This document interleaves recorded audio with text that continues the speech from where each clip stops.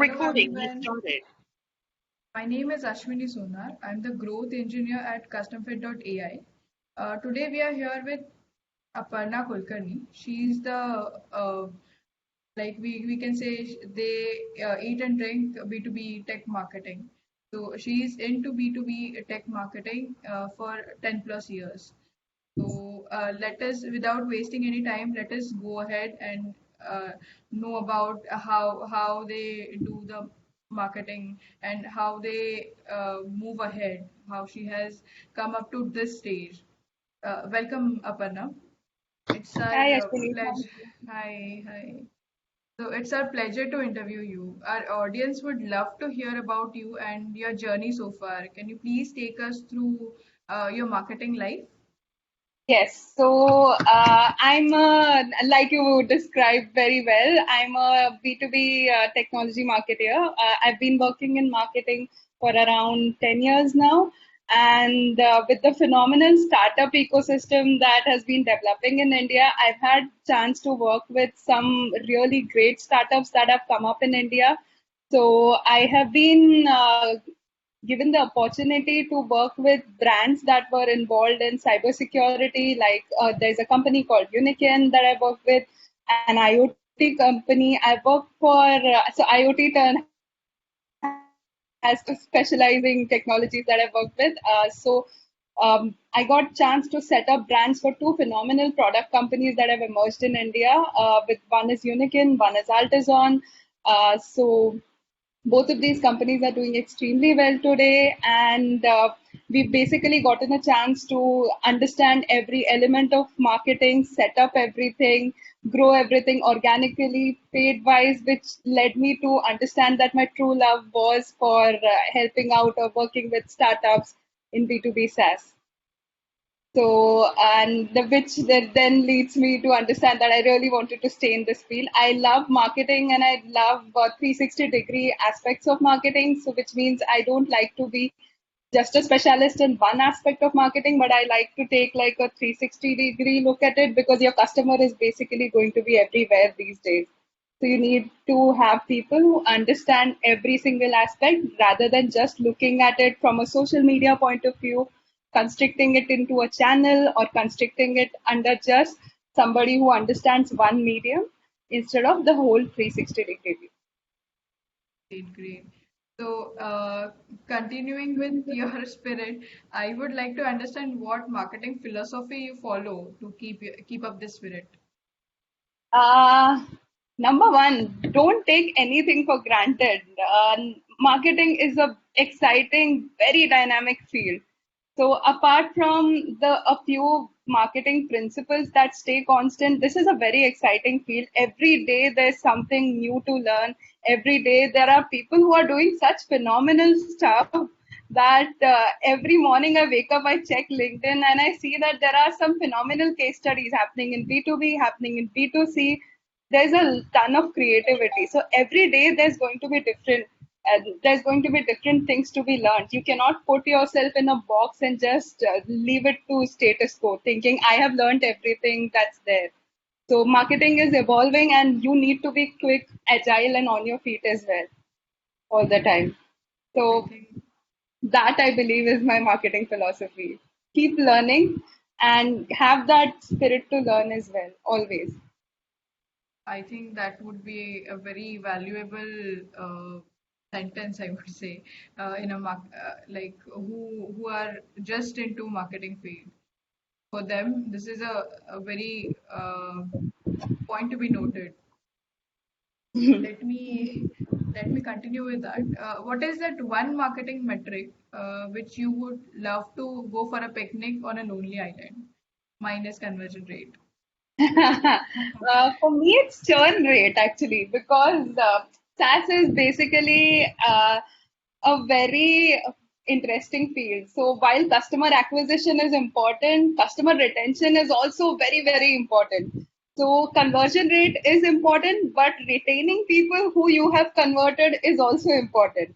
And sometimes churn is not just a result of the updates to your product or probably just everything that you have in your control. It is also dependent on market factors. It's also dependent on competitor factors. So it's very difficult to control, understand, and keep a hold on customers who are actually about to leave you. Why did they leave and getting them back? True, true. So that is like a 360-degree of marketing, I would say. So what is your source of information to keep yourself updated in the marketing industry Not updates? hear you.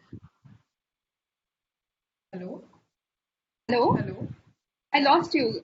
Are you saying? Okay. Am I audible, Aparna? Yes, now you are. Okay. So, like, I would like to understand what is your source of information to keep yourself updated with the marketing industry updates?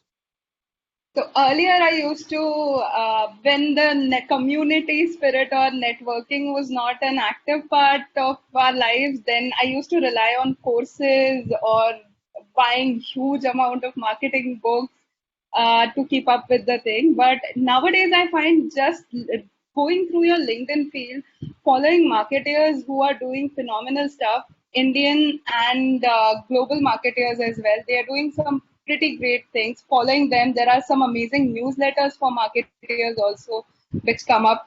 You just need to keep reading, keep understanding, and then even just going through LinkedIn, updating yourself with it, and then trying out these things can make a great difference because again, this is like a really dynamic field, right? So what people are really talking about right now should be where your pulse should be at. So that's where your finger should be. That's where you should be as well. Definitely. It is just about a one click today. So I wanted to understand because so much huge amount of data is actually present over there on internet. But uh, uh, questions from like answers from professionals like you can guide us or a marketer who is actually 0 to 2 years or maybe doing an MBA in marketing would like to have some kind of direction, I would say, how to go forward. So these answers are actually valuable for us that how you That's good to actually hear. move forward. So can you just share most successful campaign of yours handled so far, and at the same time, please do share about your failure campaign too. We'll try to learn from both of your experiences. So I haven't had any huge failure as of now, but there are some failures that every marketer faces.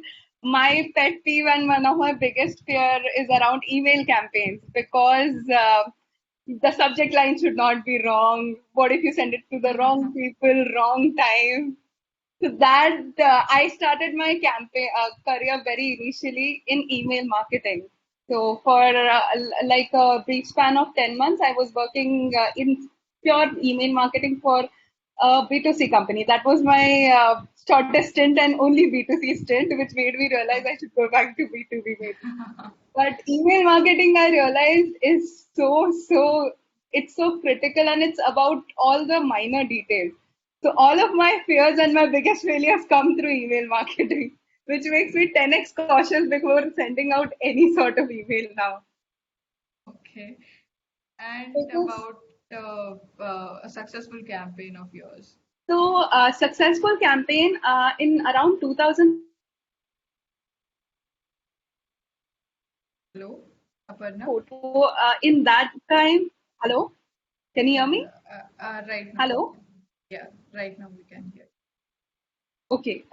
Okay. So around the successful campaign bit. So this is I think around 2014. Okay, at that one. So 2014, I was working with a cybersecurity company. We used to target BFSI products exclusively. So our target audience used to be CIOs of huge banks, financial corporations, and what we had decided was to organize these small breakfast roundtables and getting these people to these round tables. There was no ABM sort of a setup at that time. There was no terminology called account based marketing or how do you do it.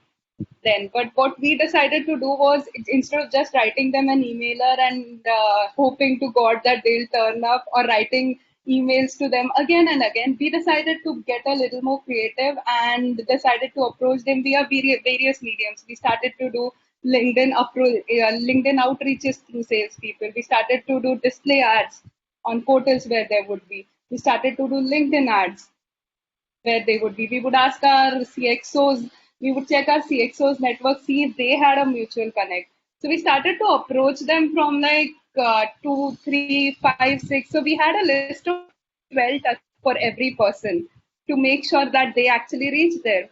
And what happened was that yes, we did get a phenomenal number of people. They were because they were not just approached by one person or the sales team, these 12 touch points had ensured that they basically knew about us before our salespeople met them, before my founder met them. For a startup, this is a very important thing to achieve.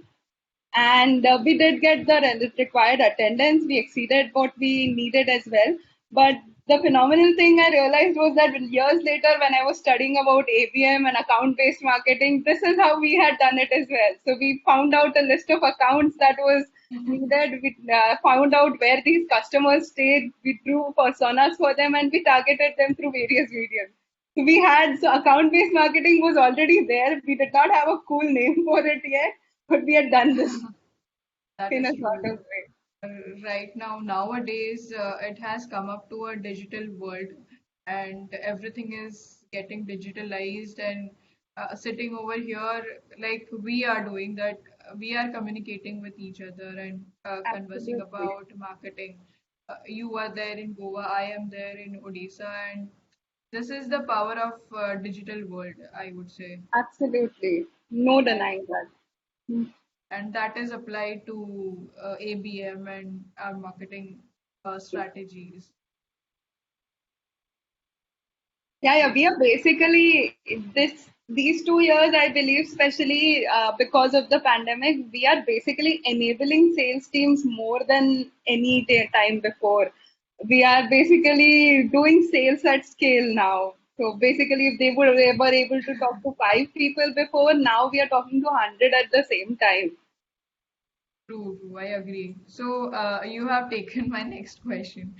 So according to you, what are the biggest challenges faced by marketers in 2021 or 2020?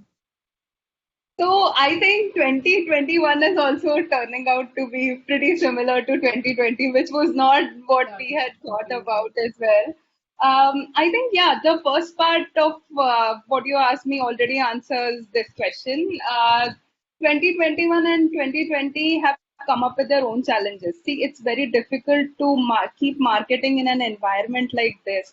People are not ready to listen because they are not in the mindset of buying something. Especially what has been happening in India right now is something that transcends all of our business world.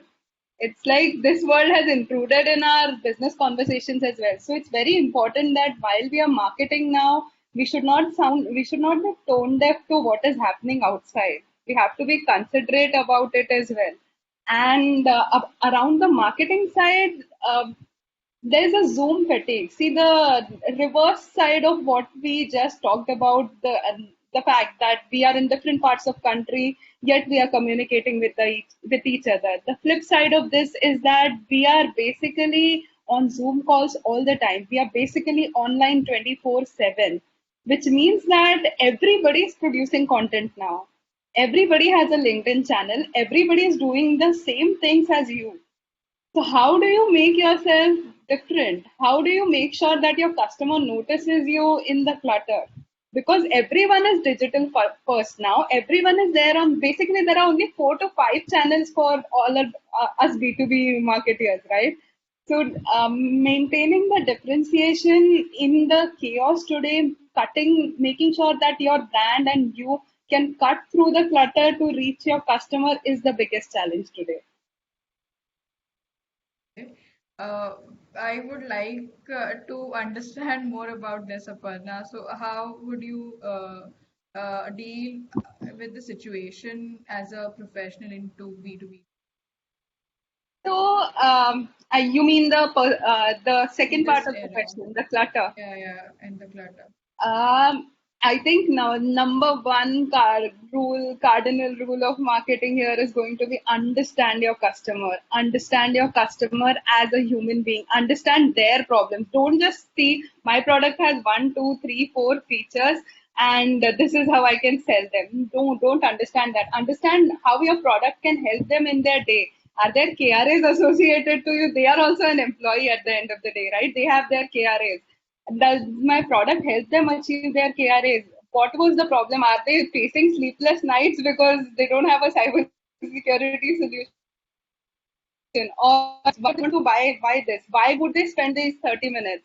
Don't start selling, hear them out first. And then I think the same approach you have to bring into your content creation as well.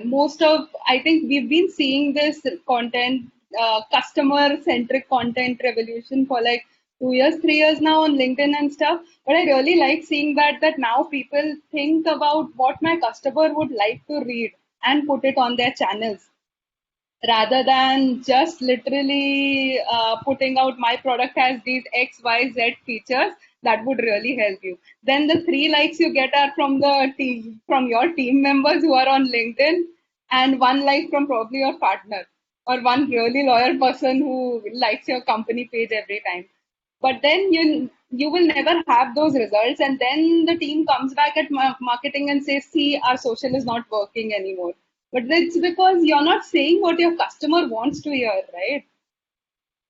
I like this analogy of the fact that when you go to a party or a gathering or somewhere, if there are two people there, one is a person who's only talking about themselves constantly again and again, and one is a person who's actually listening and then giving you answers. Which person would you rather spend the time with, right? So, Who the one who listens to you, of course. exactly. So that's where all of us need to be. 2020, 2021 is a year where we need to be considerate of this fact and be the second type of person, whether you're a brand or an individual. Definitely, definitely. I would like to understand, Aparna, what is your major source of lead generation in these 10 years or last 2 years, to be very specific? For B2B businesses, SaaS businesses, I've noticed 2 to 3 channels that work extremely well are email marketing, surprisingly, and LinkedIn. LinkedIn work very well, but I still think that all of these will work if you have a basic foundation set, which is you need to have relevant content on your website. You bring 10,000 people from LinkedIn to your website, and your website is a one pager which talks about your product, they are not going to come back again, which brings me back to the churn rate and thinking, why were these people here? What did I do wrong? But you need to have a content base which is valuable for your customer. Your customers should keep visiting your website, not because they want to see what is new in your product. We are not, everybody can't be an Apple for that. But they need to visit because they should see that what knowledge am I getting here? I really like some websites like Drift, which do that phenomenally well.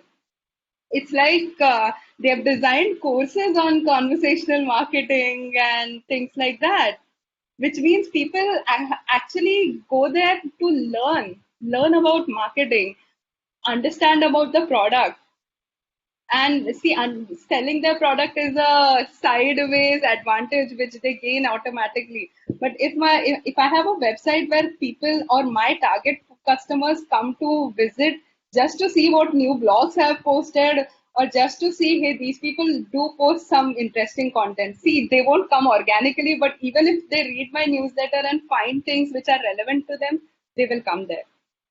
I think that is the point where we should aspire to reach. Do you recommend any specific platform that can do wonders for SaaS lead generation? I'm a big fan of doing everything organic, but if I had to, then a couple of platforms like some I just mentioned, Drift can do wonders. Conversational marketing. type stuff. HubSpot to bring all of your lead gen under one umbrella. It can help you understand. If you're interested in ABM, then Terminus Outreach can help you. And see, basically, it depends on where are you right now at your marketing stage. What are your goals right now? And then based on that, the answer to this question can then be customized for you. Okay. So So, I think basically in B2C, B2B SaaS, there are no fixed answers to this question. Everything is customizable, every product is different. So for all of these, there'll be different answers. definitely. So at different levels, and where do you exactly stand in the market right now, and what you're looking for? If Yes. I am I getting it did right. not catch you. I did not catch you, Ashwin. What I learned out of this is where you really stand in the market as of now, as a product and your market, and how you really look forward to go ahead, like your Yes. goals. And what are your goals right now? Absolutely. Absolutely. So, I'm just a little bit coming behind. So, what is your advice for an entry-level marketer for a successful career? Um, Entry level marketing is a very exciting time to be. Two things I would say. If you ever get a chance between working for a startup versus working for a mid level or an established brand, I know the temptation is always going to be leaning towards the second part, but do work for a startup. Being the first hire, marketing hire, or the second hire of the team, or even the third one, the responsibilities that you will get there, the experience that you will get there, and basically the art of achieving so many things or doing so many things under a limited budget is going to take you places in your life. So don't run after big brands. That has been the trend for so many years now. But I got a chance to work with startups quite early in my career. And once I realized how great it was to work with startups, I did not enjoy as much as I thought working in a big brand again. So, I mean, thankfully, when I worked for a big brand, also we were like a self-sustained startup part of the brand. But then again, the agility that comes with working there, the opportunities you'll get to learn there are going to be phenomenal. And then the first learning I mentioned at the beginning of a conversation, don't keep yourself in a box. Keep learning, keep learning. Be enthusiastic to learning. I think I can totally relate to this, all the explanation that you gave right now, because I am also working for a startup, CustomFit.ai, and we are into that phase right now. Exciting Learning time. phase, yeah, exciting time, definitely. So, who is your mentor in marketing? The person whom you look up to when you're in deep travels? Uh, I'm on great terms with a lot of my ex bosses who are actually my mentors. Apart from these, uh, the people I mentioned on LinkedIn that I look up to, there are a bunch of marketeers that you should be following. There's Dave Gerard, there's Chris from Refine Labs, there's a pretty number of Indian marketers also that are doing great stuff. They're putting out good content. They're putting out techniques and tactics that have worked for them. There are marketing communities also which are coming up. There are these Facebook groups, Patreon communities, where there are constantly newer things that are happening that are continuously being discussed. I think all of those are my inspiration and probably should be everybody's inspiration. It's a very dynamic field. So you need to be in touch with everything, everybody who's doing your stuff. Likewise, you need to be very dynamic yourself, and you need to be very in such a way that grasping each and everything at your initial stages and in touch with Absolutely. and in touch with all of the medium you can hook on. Yes. Uh, what do you think the most effective way of increasing a brand's online presence? Most effective way of uh, Most effective way of increasing a Increasing brand's online brand's presence. online presence.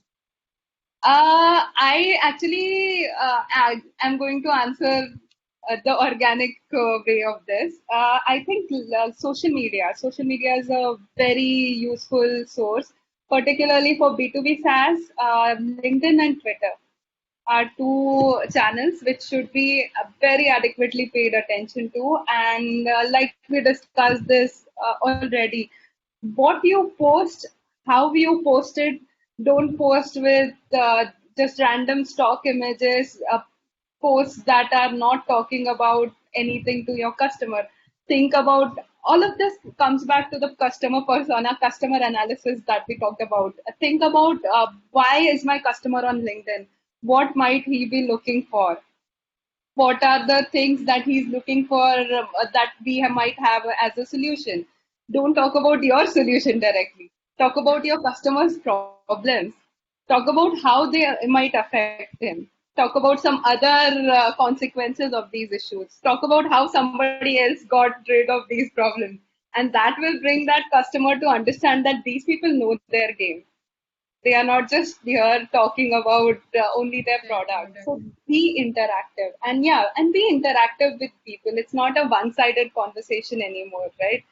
So let the other person talk, to have polls, have question answers, be engaging with the community, and you'll see returns. This is a great age, right? I mean, we all are online 24/7. What better time than this? Uh, Definitely, definitely. So, my next question would be in addition to the previous question, how do we ensure that our website is personalized with content based on our audience? Like we have a different set of audience coming to us as website. So, how do we differentiate that? What are their needs, and we are showing them the content based on the requirements. I think there are two parts of this. Number one, you have to understand the different types of audiences who are coming to your website. Understand what differentiates them, as in example. Let's consider a SaaS product which may sell to either A, direct users, B, consultants who buy it and then give it to system integrators or consultants who buy it and sell it to a direct user. This may be applicable to any SaaS business as such. Then these are both different users. They have their different goals. They have their own issues.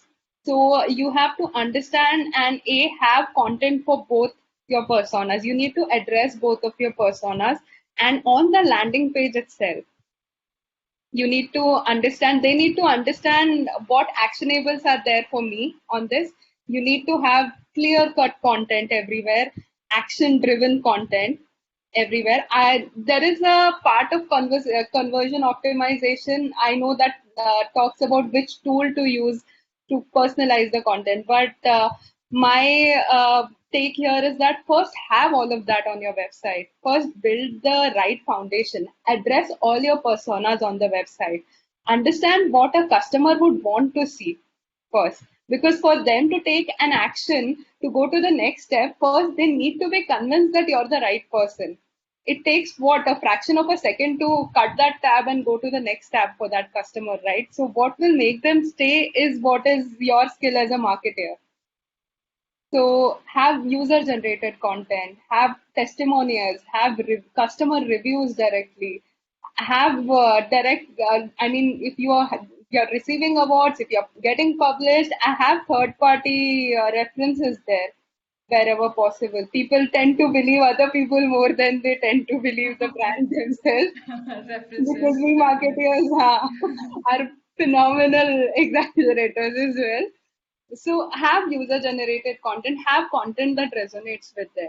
If you have everything there, then the second step would be to have tools, which will help you to address the conversion prospect. Decide what goals you want to have. Do you want to, for a SaaS business, for example, do you want them to uh, want them to go to the pricing page directly?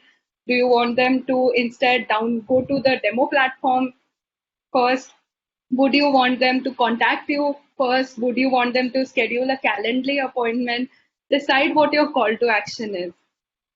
All of these, decide how all of these landing pages should be. Decide what your users' customer journey should be. And make sure that it has no roadblocks. And then you can move on to the next step. And then you will make sure that when your content actually reaches that user, the journey is seamless. So I think we have come up to a core issue, and you have resolved uh, with your answer, like a core issue that a B2B SaaS marketer or B2B tech marketer is facing nowadays. Yeah, Yeah. that's a great information, I would say. Uh, Coming to the next question, why should we Mhm. have the same static pricing page on B2B website for every visitor when we know that each of them have a different expectation? No, we should not. Again, like I said, we need customization is key, personalization is key. Understanding, if you're able to understand after all of the analysis that we just talked about, when you're able to implement a tool which can help you take your analysis to the next level, it can be a conversational AI, it can be tools that help you understand who this customer is, has he visited me before, what were his actions when he visited me last time, things like that. Then of course personalization, customization according to their previous behavior based on the persona that you can match them up with will help you to get great returns, especially today. Great one. So next, our next question is about little bit more about the email marketing. So do you think email marketing still has a role to play in lead today? Yes. Much as though email marketing might be, see, there are every 4 years, 5 years, there is this huge debate about is email marketing dead or what. But I don't think it's ever going to die out. See, at the end of the day, our inbox is still a sacred place. Anywhere you may be whoever in the world, but you check your inbox if you're working, right? So your inbox is basically a sacred place. I still believe that maybe it's not the right time to craft those HTML emailers that are basically not personalized. You send out the same thing to everyone. It's great if that's a newsletter and you're just giving updates to people like that. But if your outreach emailers also look like that, then you're already in a lot of trouble. So personalization is the key here. Talking to people that you understand their issues, talking to people, giving them statistics about their issues, talking to them about their peers and how they've solved this particular issue. Bunch of ways to do that. But basically, if email marketing is done the right way, it is still one of the most high performing channels that you'll ever find because you get like a one-on-one connection with that person. How rare is that? Definitely. And overseas, like Absolutely. not even definitely. So how do you ensure that the ROI on your marketing campaigns is optimal? So, data. You cannot keep your eyes off Google Analytics. You have to decide the funnel that you're focused on. You need to, again, from a lot of cases, if it's account-based marketing, then making sure that the prospects who are turning up at the end of your campaign are actually a part of your core APM list. That forms the crux of it. Your standard metrics like number of leads, I prefer number of sales accepted leads over the MQLs because see, at the end of the day, we might say 100 leads, but the salespeople, if they accept 50 leads and if only 50 are going to result in my entire ROI, then we need to start focusing on what worked for those 50 instead of how we brought in the 100. Because see, nowadays, like it's like I said before, it's like marketing is also doing sales to a great level because salespeople cannot do face to face anymore. So we are doing the selling as well as shoulder to shoulder. So those Definitely. silos are going away a little. Basically, sales and marketing are one unit nowadays. Yes, but I don't think salespeople will like that if we say that. But yeah, I think CEOs must ensure, like, must agree to this because they are the one who are seeing to the sales and marketing team on one page. Absolutely. But I think 2020 and 2021, one of the bigger advantages that I've seen is that marketing is gaining few importance in their teams. So because Definitely. it used to be like a support function to sales a lot of times, and it might be still the case for a lot of organizations. But for a lot of other organizations who suddenly realize that, hey, no face to face meetings, no events anymore, no just putting a stall somewhere and handing out people brochures anymore, they suddenly realize that my marketing team can actually do a lot of other stuff as well. I can actually get to talk to more people because of them. So I think That that's is a very great true. shift in terms of perception for us. That is very true. So with these questions, I would like to wrap up with one final question.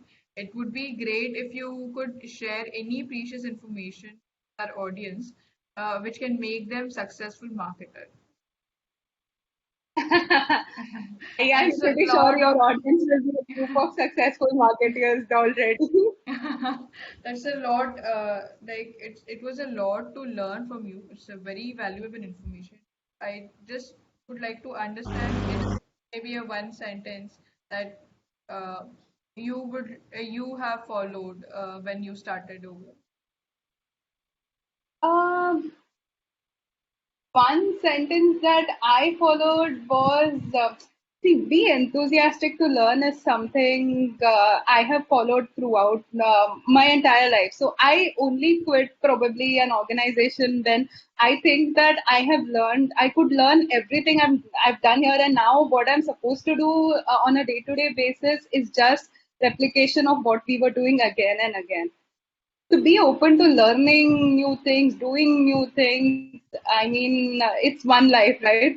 Especially nowadays with 2020, 2021. You should Don't make explore it so many boring. things in the world. Learn new Uh, things. Marketing so is fabulous. Uh, Lastly, Aparna, I would like to understand about this session. Any kind of feedback you have with the CustomFit.ai and how you look to this session, like interview sessions. No, no, I think it's a great idea. Off the record, if I'm speaking, it's a great marketing initiative as well. I was just, in fact, telling someone about this interview and saying this is a great marketing. I think very organic, very good. So kudos to whoever came up with this. I think the session questions also are designed pretty well. I can see that you guys have covered like a 360-degree aspect of every single thing. I think it's an overall good session, and I saw the tool as well. It's a we need something like this. Number one, you guys are an Indian company, right? Right. So yeah, so we need an Indian company out and out addressing these things as well. We all end up buying huge as US based products and paying in dollars like crazy. So I actually really like it when these made in India products come out, and we actually need to be known as a we deserve to be known as a product centric economy instead of just being called the back office. Now it's really high time. So it makes me feel proud like that. So I saw That your website, I really like the product. I am really glad to hear about it. I think I should thank Sharan. I should always take his name that it was a questions designed by him as a marketer. He takes our marketing decisions.